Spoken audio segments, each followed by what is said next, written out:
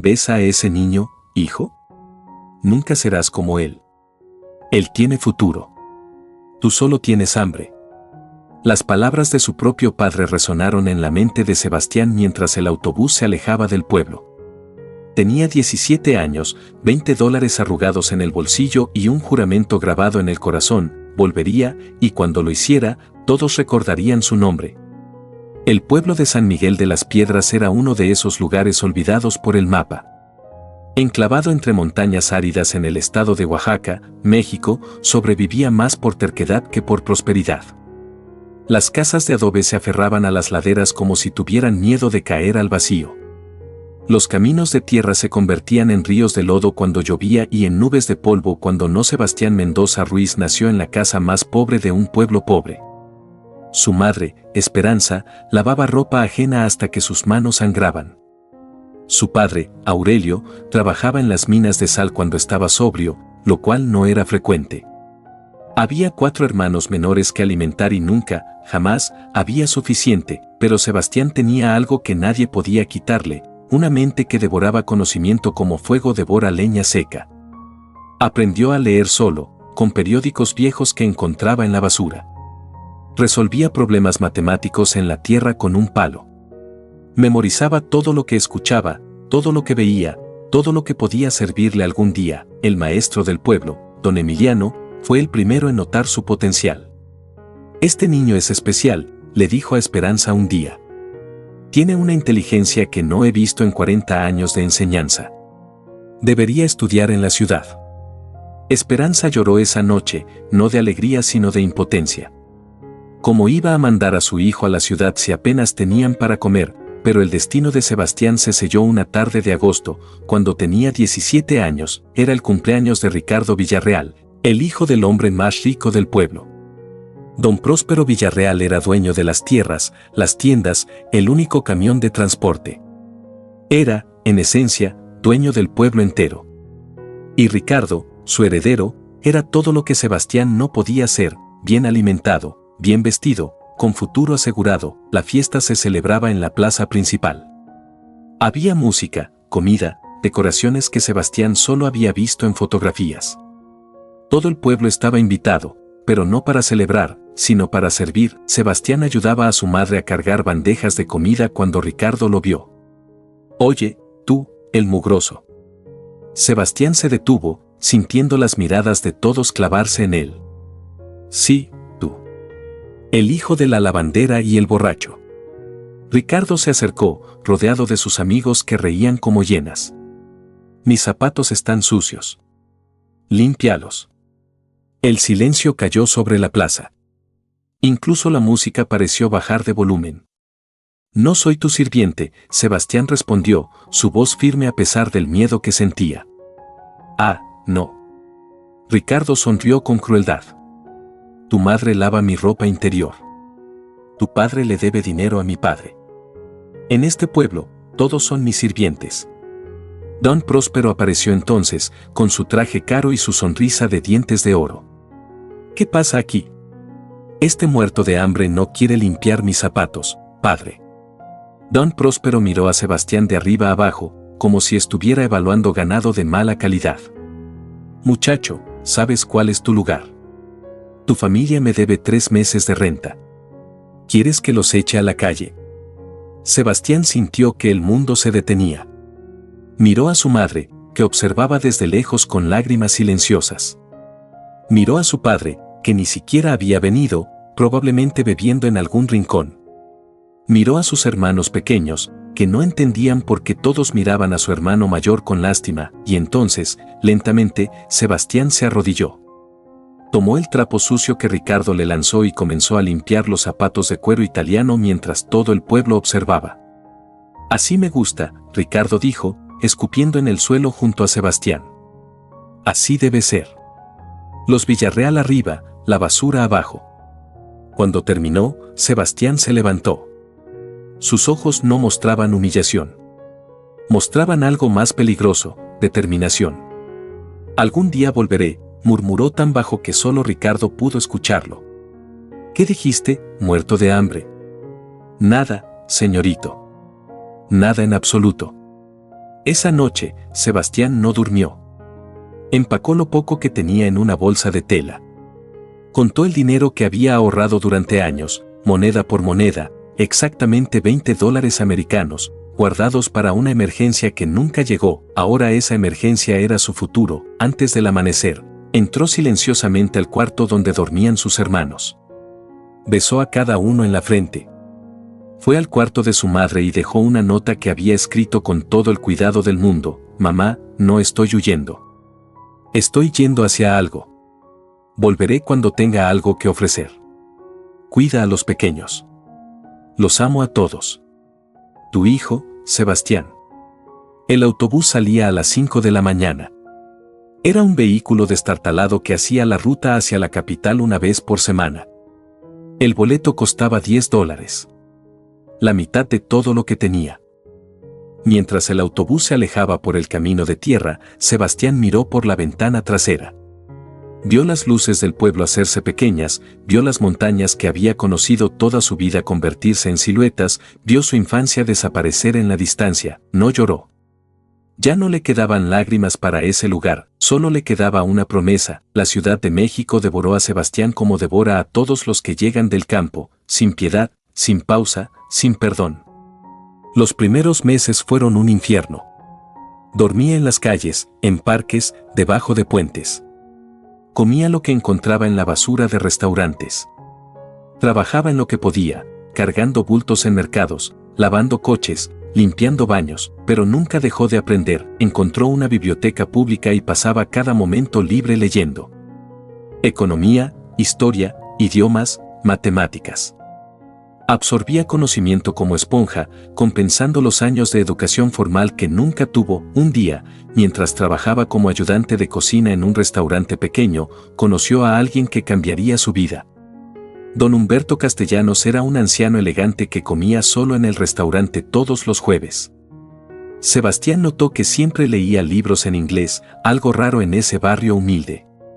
¿Le interesa el inglés, joven?, don Humberto preguntó un día, notando cómo Sebastián miraba su libro. Me interesa todo, señor. Pero no tengo dinero para estudiar. El dinero no compra conocimiento. Solo compra acceso. Ven, siéntate. Don Humberto resultó ser un ex profesor universitario, jubilado y viudo, con todo el tiempo del mundo y nadie a quien enseñar. Vio en Sebastián lo mismo que don Emiliano había visto años atrás, un diamante sin pulir. Te enseñaré inglés, dijo don Humberto. Y matemáticas avanzadas. Y todo lo que sé sobre negocios. A cambio, me harás compañía y me ayudarás con las compras. ¿Trato? Sebastián no podía creer su suerte. ¿Por qué haría eso por mí, señor? Porque hace 40 años, alguien hizo lo mismo por mí. Y porque la vida es demasiado corta para no ayudar a quienes lo merecen. Durante 3 años, Sebastián trabajó de día y estudió de noche. Don Humberto resultó ser un maestro exigente pero extraordinario. Le enseñó no solo conocimientos, sino también cómo pensar, cómo analizar, cómo ver oportunidades donde otros veían obstáculos. El dinero es una herramienta, don Humberto decía. Nada más.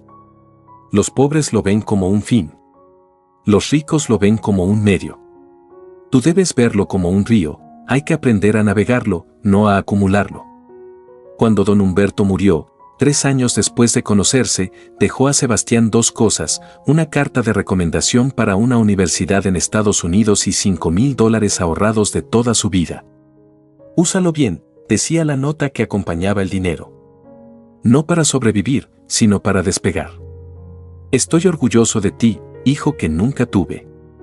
Sebastián lloró por primera vez desde que dejó su pueblo.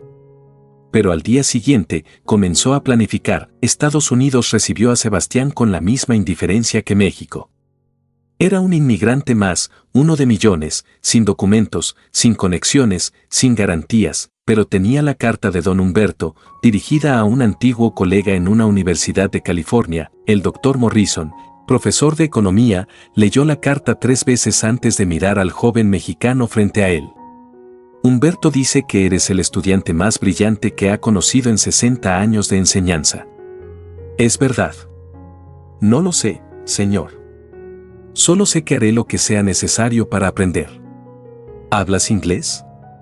Sebastián respondió en un inglés perfecto, con acento británico que don Humberto le había enseñado. Yes, sir. And I also speak French, Portuguese, and I'm learning Mandarin. El doctor Morrison sonrió por primera vez. Humberto no exageraba. No fue fácil. Nada en la vida de Sebastián había sido fácil. Pero el doctor Morrison le consiguió una beca parcial, un trabajo en el campus y una oportunidad. Sebastián estudió economía y finanzas como si su vida dependiera de ello, porque dependía. Dormía 4 horas por noche. Trabajaba 20 horas por semana. Estudiaba el resto del tiempo, se graduó en 3 años en lugar de 4, con las mejores notas de su generación. Cuando las empresas de Wall Street vinieron a reclutar, Sebastián estaba listo. ¿Por qué deberíamos contratarte?, preguntó el reclutador de Goldman Sachs. Porque he sobrevivido a cosas que ustedes no pueden imaginar. Porque veo oportunidades que otros no ven. Porque no tengo miedo de trabajar más duro que nadie. Y porque tengo algo que demostrar. Lo contrataron. Los primeros años en Wall Street fueron brutales. Sebastián trabajaba 18 horas diarias, aprendiendo los secretos del dinero, de los mercados, del poder. Era el primero en llegar y el último en irse. Nunca tomaba vacaciones. Nunca se quejaba. Nunca olvidaba de dónde venía, pero también observaba.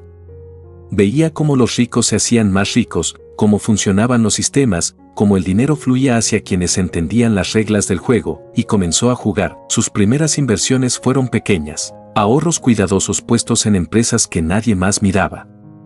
Startups tecnológicas cuando nadie creía en la tecnología. Bienes raíces en barrios olvidados que él sabía que revivirían. Cada inversión era calculada, investigada, analizada hasta el último detalle, y comenzaron a dar frutos. A los 30 años, Sebastián dejó Goldman Sachs para fundar su propia firma de inversiones. Muchos se rieron. Un mexicano sin conexiones, sin familia rica, sin respaldo, queriendo competir con los titanes de Wall Street, pero Sebastián no competía. Navegaba, su firma se especializaba en encontrar valor donde otros veían basura. Empresas en bancarrota que podían ser salvadas. Mercados emergentes que los grandes inversores ignoraban. Latinoamérica, África, el sudeste asiático, lugares que le recordaban a su pueblo olvidado. Invertir en los olvidados, era su lema no oficial. Porque los olvidados tienen más hambre de triunfar. A los 35 años, su firma manejaba $100 millones, a los 40 años, 1.000 millones, a los 45 años. Sebastián Mendoza Ruiz apareció en la portada de Forbes como uno de los multimillonarios más influyentes del mundo. El titular decía, del pueblo a Wall Street, el mexicano que conquistó las finanzas. Pero con cada logro, con cada millón, con cada reconocimiento, una imagen permanecía en su mente, un niño arrodillado limpiando zapatos mientras todo un pueblo observaba. Nunca olvidó. Nunca perdonó. Nunca dejó de planear. Ahora, a los 47 años, era momento de volver. El helicóptero privado descendió sobre San Miguel de las Piedras en una mañana de noviembre, levantando nubes de polvo que no habían sido perturbadas en décadas. Los habitantes salieron de sus casas, mirando al cielo como si estuvieran presenciando la llegada de extraterrestres. Nadie en ese pueblo había visto un helicóptero de cerca, mucho menos uno negro y brillante con interiores de cuero. Sebastián descendió vestido con un traje que costaba más que todas las casas del pueblo combinadas. Pero sus ojos, esos ojos que habían visto pobreza y riqueza, dolor y triunfo, seguían siendo los mismos, oscuros, profundos, imposibles de leer. Lo primero que notó fue cuánto había cambiado y cuánto seguía igual. Las mismas casas de adobe, ahora más deterioradas. Los mismos caminos de tierra, ahora más abandonados. Los mismos rostros de pobreza, ahora más cansados, pero había algo diferente. Lo miraban con curiosidad, no con desprecio. Nadie lo reconoció. ¿Cómo podrían? El niño flaco y harapiento que se fue hace 30 años no tenía nada en común con el hombre elegante y poderoso que acababa de llegar. Disculpe, señor, un anciano se acercó tímidamente. ¿Está perdido? Este pueblo no tiene nada que ofrecer a alguien como usted. Sebastián sonrió. Al contrario. Este pueblo tiene todo lo que busco. ¿Y qué busca, si se puede saber? Justicia, Sebastián respondió. Y quizás, un poco de venganza. La casa de los Villarreal ya no era la mansión que Sebastián recordaba. 30 años de malas decisiones, inversiones fallidas y la muerte de don Próspero habían reducido el imperio familiar a una sombra de lo que fue Ricardo Villarreal. Ahora un hombre de 47 años con barriga de cerveza y ojos de fracaso, vivía en la misma casa de su infancia, pero ahora hipotecada 3 veces. Las tierras que su padre había poseído se habían vendido pedazo a pedazo. El camión de transporte había sido reemplazado por deudas. Cuando Sebastián tocó a su puerta, Ricardo abrió esperando encontrar otro cobrador. No tengo dinero, dijo antes siquiera de mirar. Vuelvan la próxima semana. No vengo a cobrar, Sebastián dijo. Vengo a recordar. Ricardo finalmente lo miró. Estudió el rostro, la postura, los ojos. Algo en lo profundo de su memoria se agitó. ¿Te conozco? Limpiaste mis zapatos una vez. Hace 30 años. En tu fiesta de cumpleaños. El color abandonó el rostro de Ricardo. ¿Sebastián? ¿El hijo de la lavandera? El mismo. Ricardo miró el helicóptero, el traje, los guardaespaldas que esperaban a distancia respetuosa. Su cerebro intentaba procesar lo imposible. Pero, ¿tú, cómo? Resulta que limpiar zapatos no era mi destino, Sebastián dijo con una sonrisa que no llegaba a sus ojos. ¿Puedo pasar? Tenemos mucho que discutir. La conversación que siguió fue la más incómoda de la vida de Ricardo Villarreal. Sebastián se sentó en el sofá raído del que una vez fue el salón más elegante del pueblo. Aceptó café servido en tazas desportilladas. Y habló. Tu familia me debe algo, dijo sin rodeos. Ricardo tragó saliva. ¿Qué te debemos? Mi dignidad. La humillación pública. Las lágrimas de mi madre. Los años que mi familia vivió bajo la bota de la tuya. Eso fue hace mucho tiempo. Éramos niños. Tú eras niño.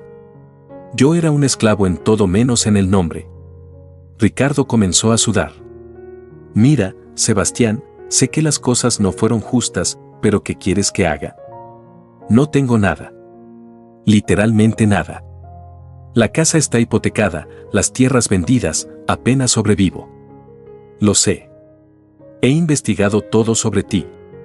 Tus fracasos, tus deudas, tus intentos patéticos de mantener la fachada de riqueza que ya no existe. Entonces, ¿vienes a burlarte? ¿A vengarte? Adelante.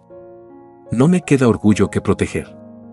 Sebastián observó al hombre patético frente a él. 30 años atrás, este era el príncipe del pueblo, el que escupía sobre los pobres, el que creía que su apellido lo hacía superior. Ahora era un fracasado más, atrapado en las ruinas de la arrogancia de su padre. No, Sebastián dijo finalmente. No vine a burlarme ni a destruirte. Eso sería demasiado fácil. ¿Entonces qué quieres? Sebastián se levantó y caminó hacia la ventana, mirando el pueblo que una vez lo despreció. Quiero que veas lo que voy a hacer con este lugar.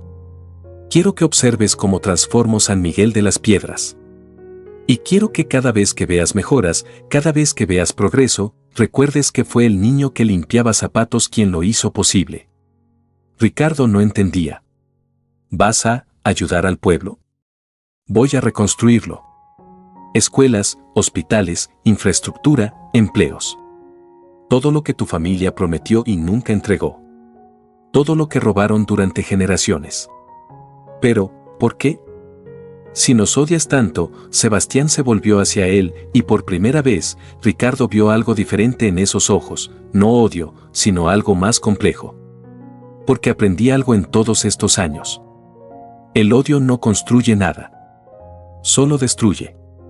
Y yo ya no quiero destruir. Quiero crear. Hizo una pausa. Pero también quiero que recuerdes. Cada día, por el resto de tu vida, quiero que recuerdes quién salvó este pueblo. Y quién lo habría dejado morir. La noticia de que un multimillonario misterioso quería invertir en San Miguel de las Piedras se esparció como fuego en paja seca. Los habitantes no sabían qué creer. Algunos pensaban que era una broma cruel. Otros sospechaban de motivos ocultos. Nadie podía imaginar por qué alguien con tanto dinero se interesaría en un pueblo olvidado, hasta que Sebastián convocó una reunión en la plaza principal, el mismo lugar donde lo habían humillado 30 años atrás. Todo el pueblo se reunió. Jóvenes, viejos, familias enteras. Ricardo Villarreal observaba desde lejos, incapaz de mezclarse con la multitud que una vez su familia había dominado. Sebastián subió a una tarima improvisada. Miró los rostros expectantes, algunos que reconocía, muchos que no. Buscó entre la multitud hasta que encontró lo que buscaba. Su madre, Esperanza Ruiz de Mendoza, ahora una anciana de 75 años, estaba sentada en primera fila. Sus hermanos, ahora adultos con familias propias, la rodeaban. Ninguno de ellos sabía quién era el misterioso benefactor. Buenos días, Sebastián comenzó, su voz amplificada por parlantes. Muchos de ustedes no me conocen. ¿O creen que no me conocen? Hizo una pausa, dejando que el silencio construyera anticipación. Hace 30 años, un niño de este pueblo se fue con $20 en el bolsillo. No tenía zapatos decentes, ni educación formal, ni esperanza según todos los que lo conocían. Murmullos comenzaron a crecer entre la multitud. Ese niño se fue porque lo humillaron. Porque lo hicieron arrodillarse en esta misma plaza para limpiar los zapatos del hijo del hombre más rico del pueblo. Más murmullos. Algunos ancianos comenzaron a recordar. Ese niño prometió que volvería. Que haría algo con su vida. Que demostraría que la pobreza no define el destino de nadie. Sebastián bajó de la tarima y caminó hacia donde estaba su madre. Mamá, dijo, y su voz se quebró por primera vez en décadas. Volví. Esperanza lo miró sin comprender. Estudió su rostro, buscando al niño que había perdido hace tantos años. Y entonces lo vio. En los ojos, en la forma de la mandíbula, en la pequeña cicatriz sobre la ceja izquierda que se hizo cayendo de un árbol a los 7 años. Sebas. ¿Mi Sebastián? Soy yo, mamá. Perdón por tardar tanto. Lo que siguió fue un abrazo que 30 años habían esperado. Esperanza sollozaba en el pecho de su hijo, repitiendo su nombre una y otra vez como si temiera que fuera un sueño del que despertaría. Sus hermanos lo rodearon. Los sobrinos que nunca había conocido lo miraban con asombro. El pueblo entero observaba, procesando lentamente la magnitud de lo que estaban presenciando. El niño más pobre había vuelto como el hombre más rico. Cuando finalmente pudo separarse del abrazo de su madre, Sebastián volvió a la tarima. Pero ahora no era un extraño hablando. Era uno de ellos. San Miguel de las Piedras me dio todo, dijo. Me dio hambre, que se convirtió en ambición. Me dio dolor, que se convirtió en fortaleza. Me dio humillación, que se convirtió en combustible. Miró directamente hacia donde Ricardo Villarreal intentaba esconderse entre las sombras. Algunos aquí me trataron como basura. Me dijeron que no valía nada, que mi lugar era en el polvo, que nunca sería nadie. El silencio era absoluto. Tenían razón en una cosa, mi lugar era en el polvo. Pero no para quedarme allí. Para usar ese polvo como cimiento de algo mejor. Sacó un documento de su bolsillo. He creado la Fundación Esperanza, en honor a mi madre. Con un fondo inicial de $500 millones dedicados exclusivamente a este pueblo y los pueblos vecinos. Gasps colectivos resonaron en la plaza. Vamos a construir una escuela secundaria y preparatoria de primer nivel. Un hospital con equipos modernos. Carreteras pavimentadas. Sistemas de agua potable. Internet de alta velocidad. Y más importante, vamos a crear empleos. Fábricas, talleres, cooperativas agrícolas. Las lágrimas corrían por muchos rostros.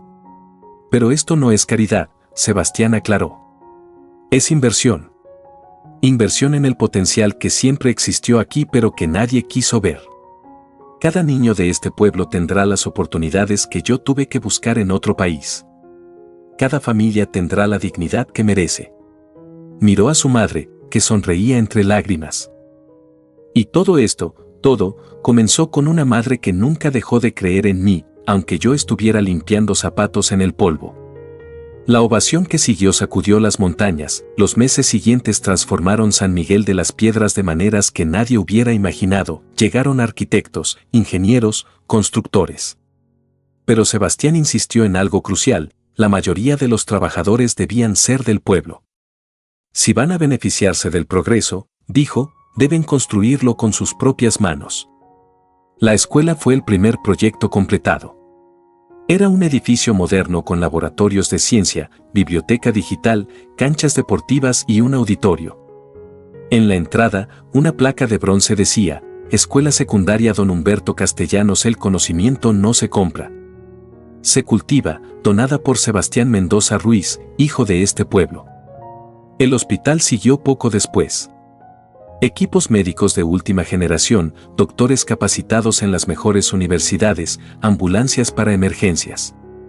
Por primera vez en la historia, nadie en San Miguel de las Piedras tendría que morir por falta de atención médica. Las carreteras pavimentadas conectaron el pueblo con el mundo exterior.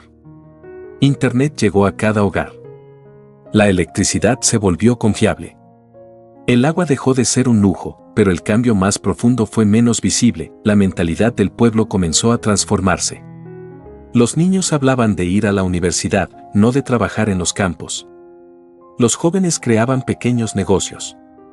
Las mujeres participaban en cooperativas. El futuro, por primera vez, parecía posible. Sebastián visitaba regularmente, supervisando proyectos pero también reconectando con su familia. Pasaba tardes con su madre, escuchando historias de los años que había perdido, contándole sobre su vida en el extranjero, sanando heridas que décadas no habían cerrado. Estoy orgullosa de ti, mijo, Esperanza le dijo una tarde. Pero no por el dinero. Por el hombre que te convertiste. Por no olvidarte de dónde vienes. ¿Cómo podría olvidar, mamá? Todo lo que hice fue por volver a ti. Un año después del regreso de Sebastián, algo inesperado ocurrió. Ricardo Villarreal tocó a la puerta de la casa que Sebastián había construido para su madre, una casa digna pero no ostentosa, como Esperanza había pedido. Sebastián abrió personalmente. Ricardo se veía diferente. Más delgado, más limpio, con algo en los ojos que antes no estaba. ¿Puedo hablar contigo? Sebastián lo miró por un largo momento. Adelante. Se sentaron en el porche, mirando el pueblo que ambos habían conocido como niños pero desde perspectivas completamente opuestas. He estado trabajando, Ricardo comenzó nerviosamente. En la construcción del nuevo centro comunitario. Como obrero. Sebastián asintió. Sabía esto. Sabía todo lo que pasaba en el pueblo. Al principio, fue horrible.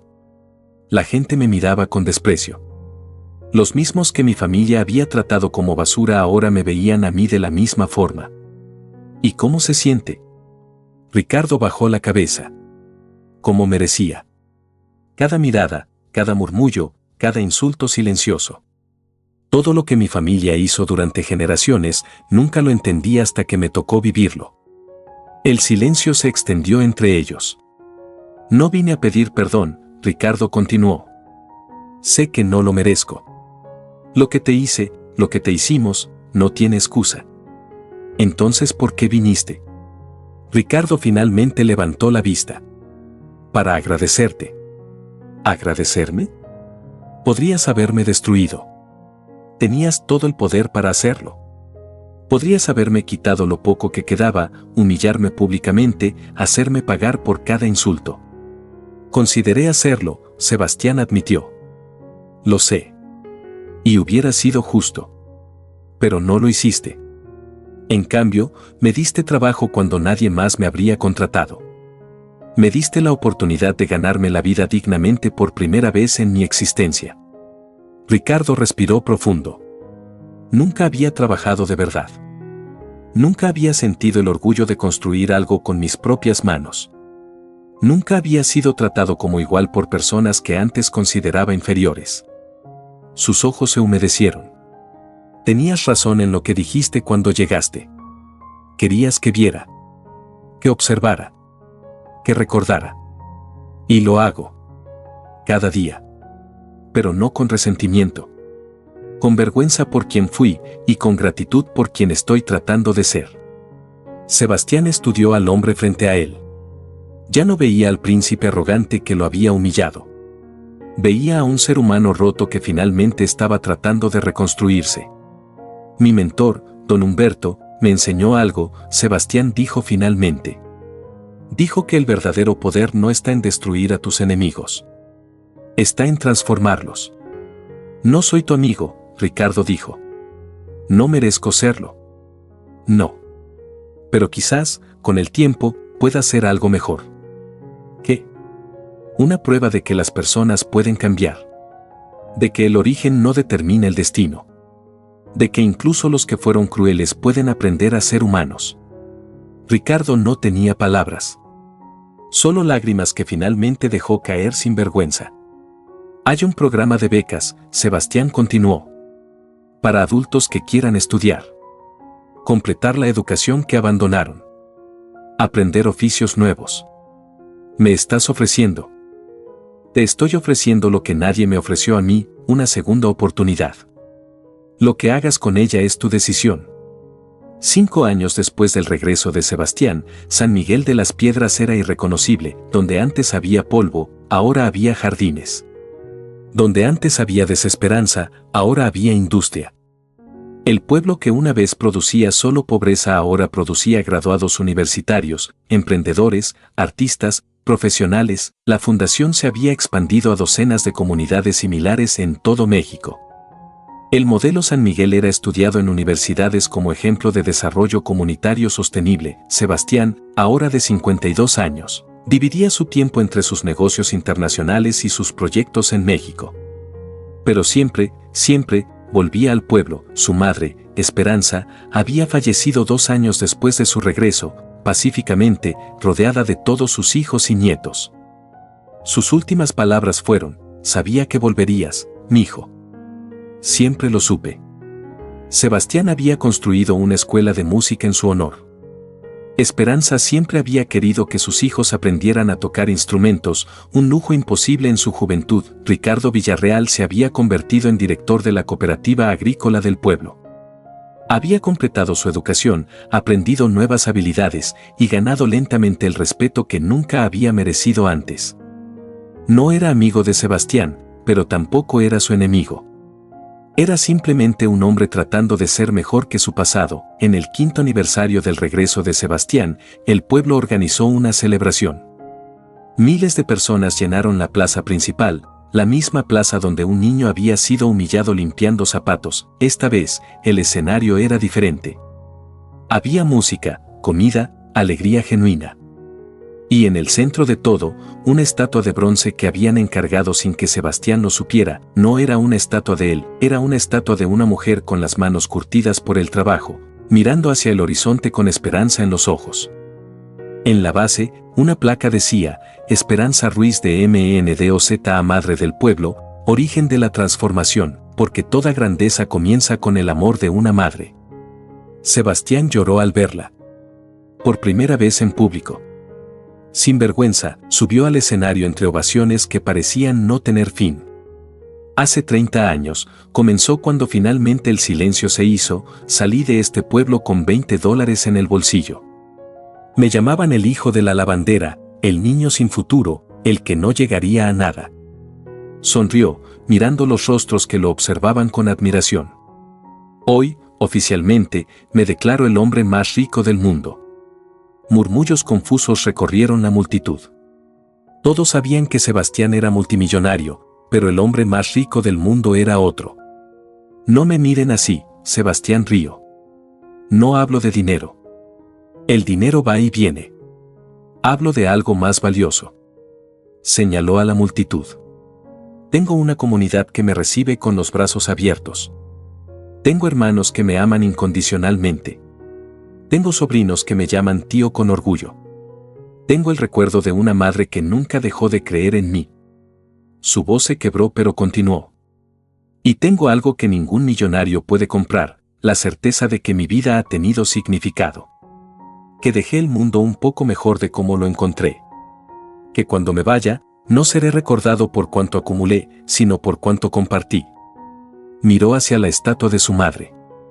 Ella me enseñó que la verdadera riqueza no está en los bancos. Está en las personas que tocamos, en las vidas que cambiamos, en el amor que damos y recibimos. Se volvió hacia el pueblo. Ustedes son mi riqueza. Este pueblo es mi tesoro. Y todo lo que tengo, todo lo que soy, les pertenece. La ovación duró 10 minutos completos. Esa noche, después de que las celebraciones terminaron, Sebastián caminó solo por las calles de su pueblo, pasó por la casa donde había nacido, ahora convertida en museo comunitario. Pasó por la escuela que llevaba el nombre de su mentor. Pasó por el hospital donde docenas de vidas se salvaban cada mes. Pasó por la plaza donde una vez fue humillado y donde ahora se elevaba la estatua de su madre. Se detuvo en el borde del pueblo, mirando las montañas que había contemplado toda su infancia desde la ventana de su casa pobre. Las mismas montañas. El mismo cielo. El mismo muchacho, en cierto modo, ahora envuelto en un traje caro pero con el mismo corazón que latía cuando tenía 17 años y $20 en el bolsillo. Lo logré, mamá, susurró al viento. Volví. Y en algún lugar, entre las estrellas y el silencio de las montañas, casi podía escuchar la voz de Esperanza respondiendo, lo sé, mijo. Siempre lo supe. Porque al final, el verdadero éxito no se mide en dólares ni en propiedades. Se mide en las vidas que transformamos, en las oportunidades que creamos, en el legado que dejamos. Y el legado de Sebastián Mendoza Ruiz no era su fortuna, era un pueblo que aprendió a soñar, eran niños que crecieron creyendo en lo imposible, era una madre cuyo sacrificio finalmente dio frutos.